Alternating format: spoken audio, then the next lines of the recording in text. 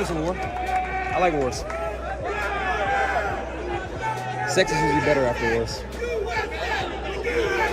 Thank you, fellas. You don't think so? Or you don't have sex?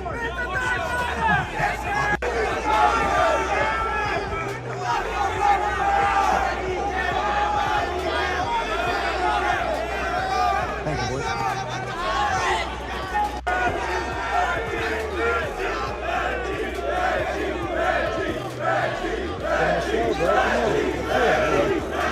Thank you, boys.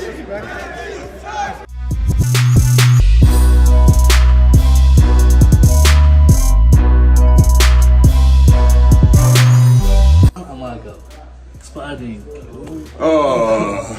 Are you remember this guy? Yes.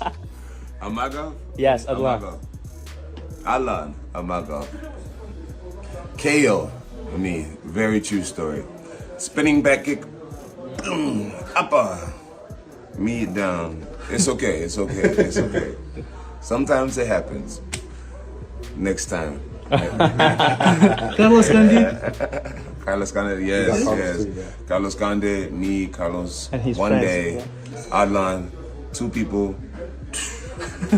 Harasho, och harasho.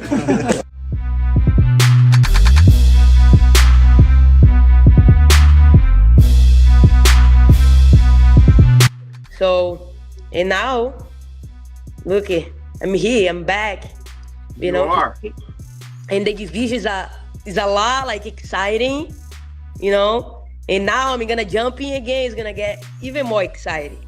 So, right?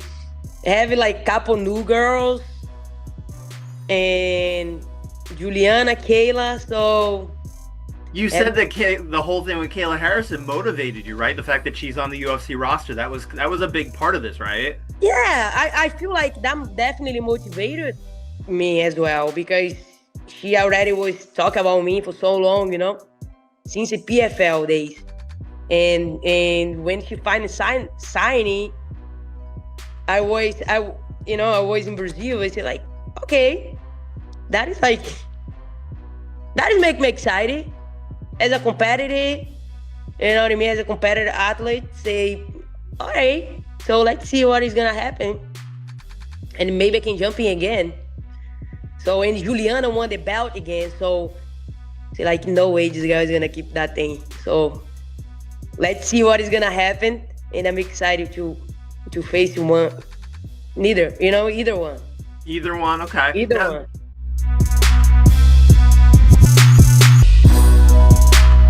What are your thoughts on Kayla Harrison? Do you think she could be on performance-enhancing drugs? You know, I think that in the past, probably, definitely, maybe it's possible. That big and that jacked, I don't want to say that that's like, not possible, but for, the gigantic weight cut that she has to do and everything like that, somebody that is on that kind of stuff, or that has been taking that kind of stuff, or has those types of people around them, they kind of know, the tips and tricks and how to get it out of your system and what you have to do. So you can speculate all you want. At the end of the day, it doesn't matter. I'm still gonna get locked in the cage with this, girl, whether she's on steroids or whether she's not on steroids. So it really doesn't matter. I don't know. She needs to look at another division. She needs to fix her life. She needs to just fix herself. I think she's a complete mess in every aspect of her entire life.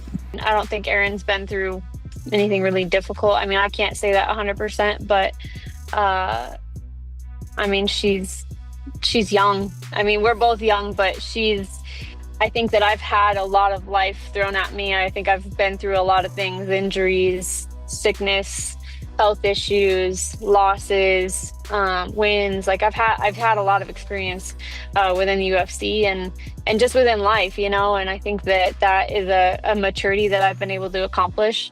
And I'm not quite sure that she has the same maturity. And for her to go out and say that also, I mean, there's a lot of emotions, she's getting ready to walk out. There's probably some nerves there.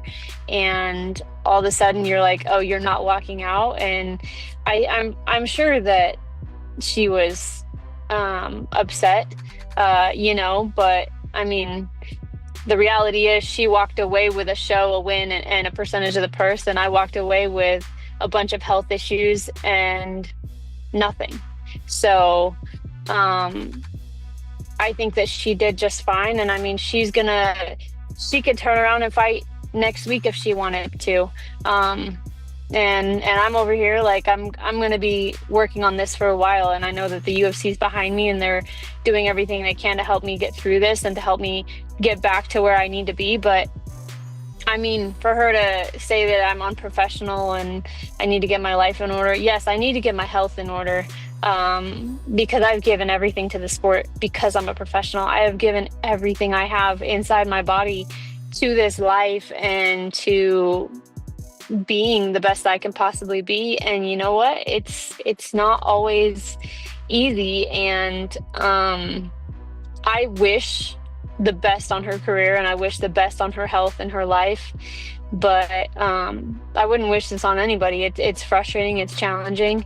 And I think that she should learn to have a little bit of compassion and understanding, because you never know when something is going to happen in your life. And so, you know, I wish her nothing but the best, but I think that's very immature of her.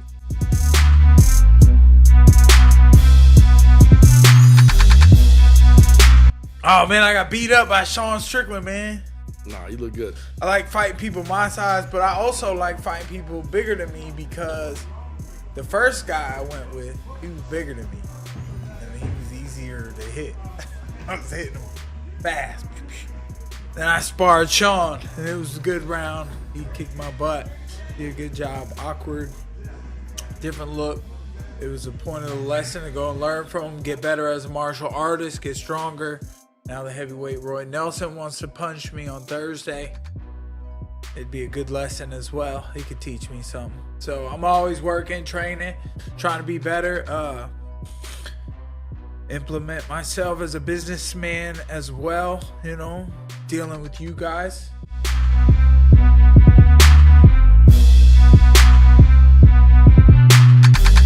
So it's like, I just feel like I've benefited a lot from limiting distractions in my life. And I didn't do that because, I didn't have a good training camp last fight. Like, this is how I'm going to beat Merab. I'm going to get off that stuff. It was like all these decisions were just not even based, like, performance based. Like, I don't think my last training camp was affected because I was on social media or I smoked or I don't think any of that. Like, I think getting off all of that will probably affect my performance in a positive way, but it wasn't being like, I gotta get fucking beat Merab now, so I'm gonna not do all this stuff. It's like, I chose to do all that stuff for more inner peace.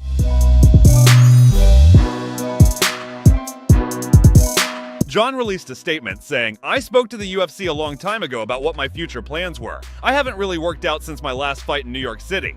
Honestly, I believe it's been in the UFC's best interest to keep presenting me as the company's champion, not Tom. I've just been playing the role of the company man by doing nothing at all and holding the position. And truthfully, it's been incredibly lucrative. I've made more money off of Tom being the interim champ than Tom has himself. It sucks to see the rest of the division get slowed down like this, but that has nothing to do with me. I don't pull the strings. And remember, you can't strip a guy like me at this point. I give the belt up freely. Veni Vidi Vici."